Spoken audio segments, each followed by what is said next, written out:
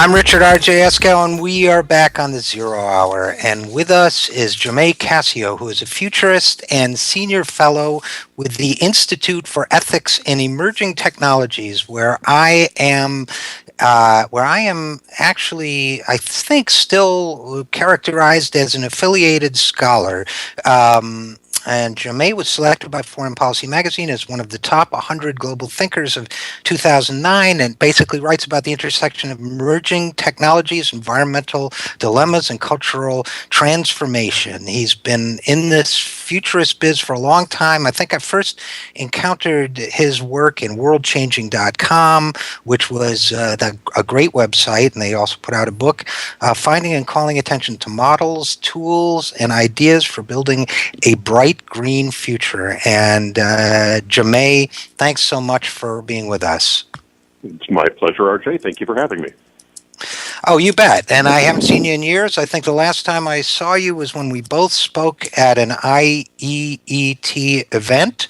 Must have been about 5-6 years ago.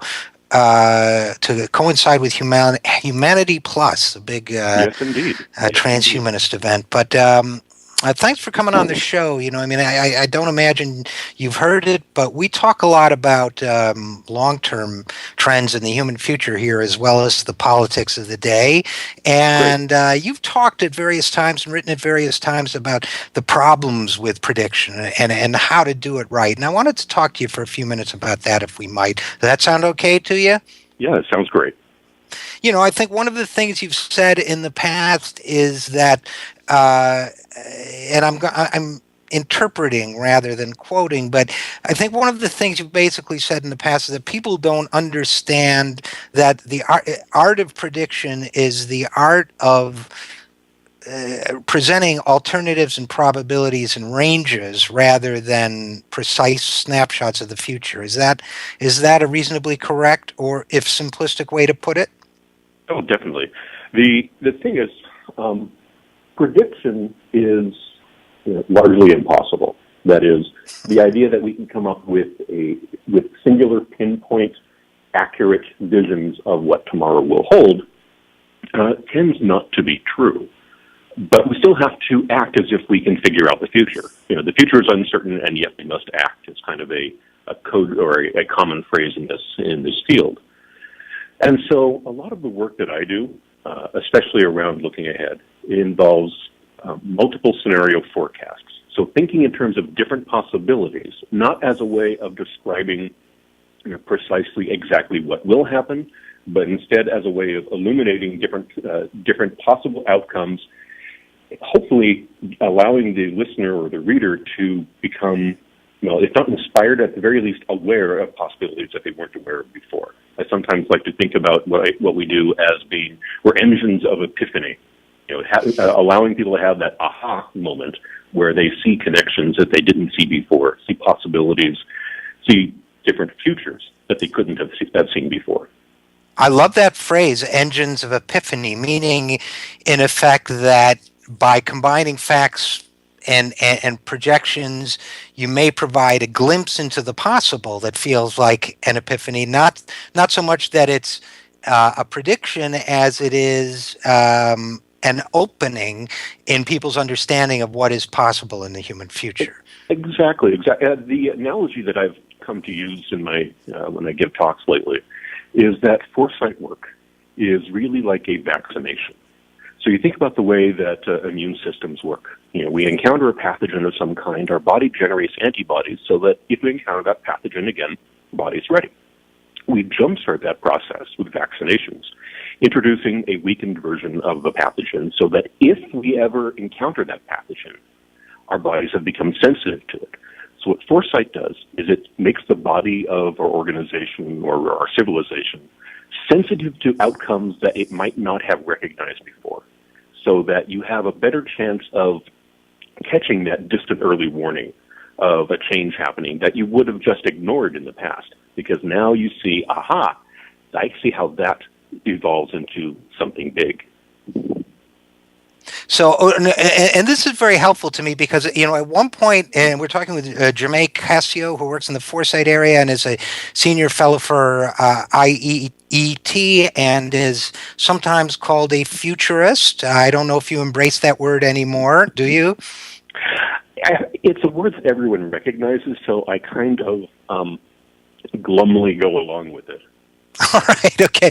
And the reason why I ask is because, I've often wondered, I hear people even describe themselves as futurists, and I was one of the people, I think you were too, in this rough guide to the future. They said it was 50 of the world's leading futurists look ahead. And I thought, and I was one of the 50, and I thought, well, am I a futurist?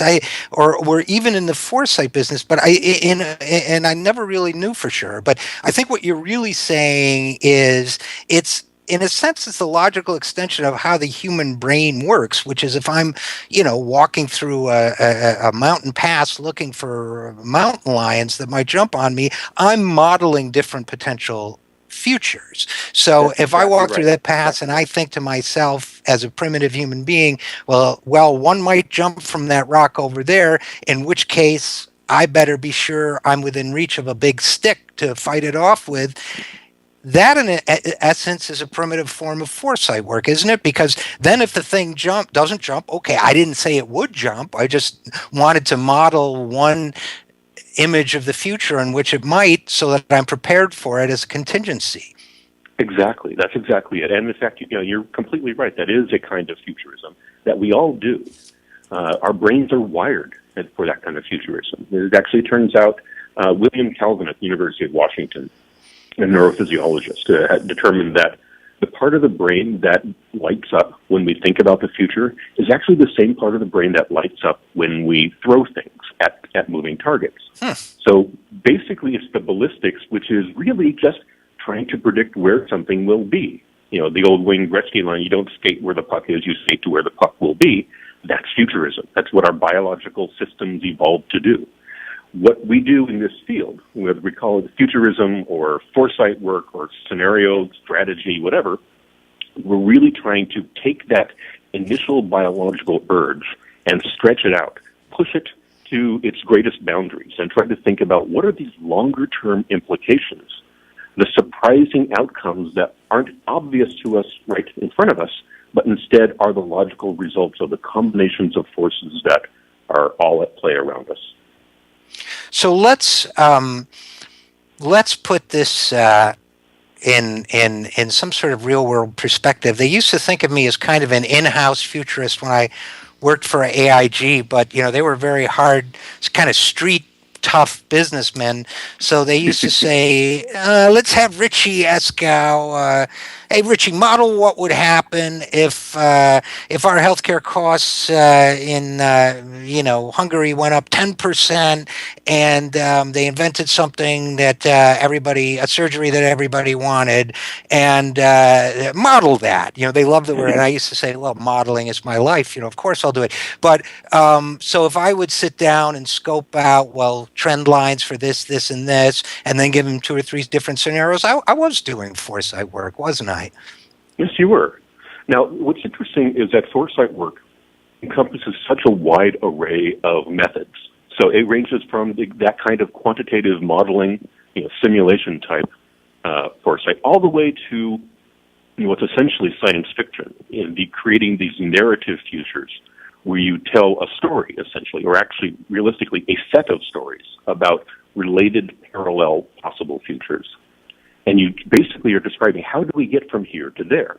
And it's all in service of making your audience aware of possibilities that they couldn't have conceived of before.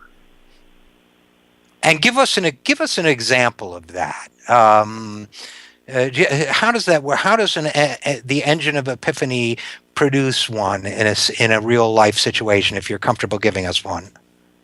Well, a lot of the work I do a lot of work with a group called the Institute for the Future, which is a 45-year-old nonprofit foresight strategy group based in Palo Alto. And we have a number of different clients from really around the world, businesses and government agencies. What I have seen time and again working with these different organizations is when we lay out the different ways in which the future could unfold, whether it's part of our 10-year forecast program or it's in the technology horizons or health horizons program, what we try to do is explain these possibilities, explain these different scenarios in a way that links to the work that the organizations are doing, so that they start to see the connection between changes in mobile communications and things with mobile phones and the like, and the kinds of speeds that are available, the processing power that's available, and how that, for example, alters people's ability to learn information about themselves and keep track of what's going on in their own bodies.